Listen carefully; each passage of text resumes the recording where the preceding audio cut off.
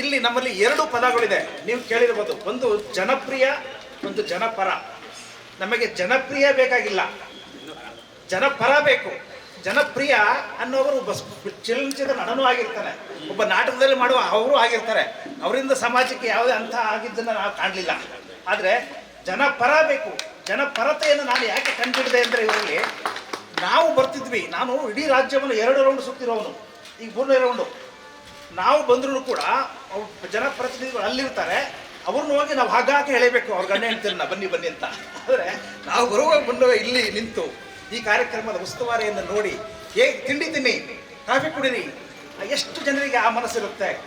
ಇವೇನು ಬೇಕಾದ್ರೂ ಕೊಂಡ್ಕೋಬೋದು, ಆಸ್ತಿ ಕೊಂಡ್ಕೋಬೋದು, ಸೈಟ್ ಕೊಂಡ್ಕೋಬೋದು, ಮನೆ ಕೊಂಡ್ಕೋಬೋದು.